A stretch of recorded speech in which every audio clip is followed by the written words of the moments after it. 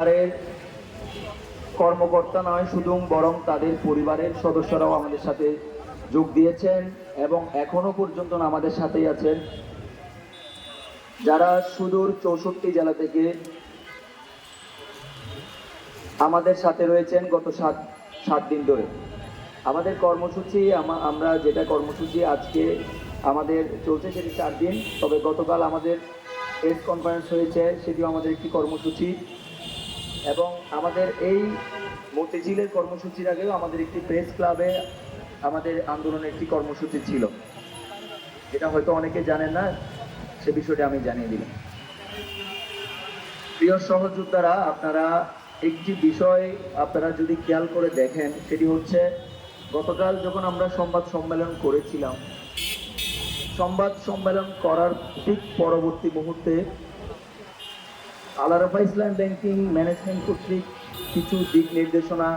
কিছু নিয়ম নীতি, কিছু আইন কানুনের কথা আমাদেরকে শেখানো হচ্ছে।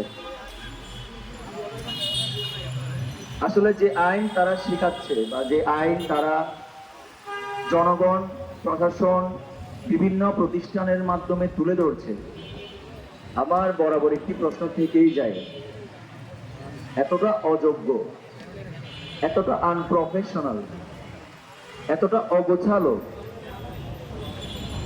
একটা প্রতিষ্ঠানের, একটা ডিপার্টমেন্টের এইচআরডি হচ্ছে একটা প্রতিষ্ঠানের খুঁটি,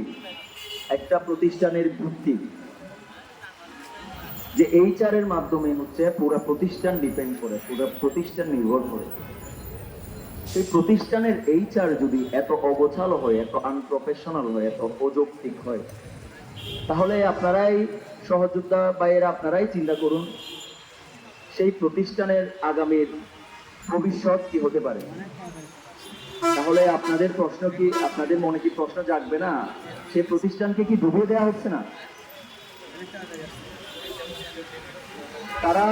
ইতিমধ্যে উল্লেখ করেছে, তারা ব্যাংকের শৃঙ্খলা এবং স্বচ্ছতা ফিরিয়ে আনার জন্যই তারা শুধুমাত্র যারা অযোগ্য, অদক্ষ, তাদের থেকে তারা বিরত রাখছে, তাদেরকে তারা লিভ দিচ্ছে, তাদেরকে তারা রিলিজ দিচ্ছে। আমার কথা হচ্ছে, আপনি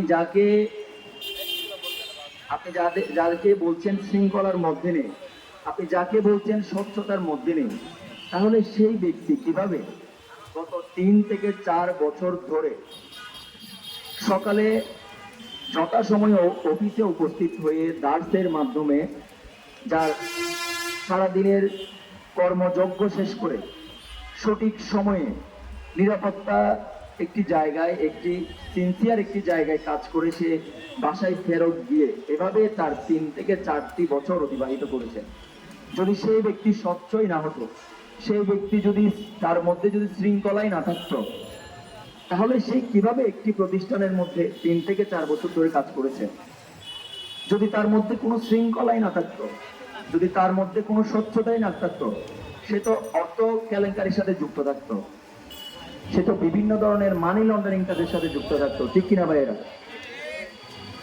আপনি যাকে বলছেন আপনি ব্যাংকের শৃঙ্খলা ফিরিয়ে আনার জন্য, আপনি ব্যাংকের স্বচ্ছতা ফিরিয়ে আনার জন্য আপনি সেই ব্যাংকগুলোর মধ্যে ব্যাংক সংস্কার করছেন, আপনি তো ব্যাংক সংস্কার করছেন না, আপনি বাংলাদেশের বিরুদ্ধে আপনি যুদ্ধে নেমেছেন।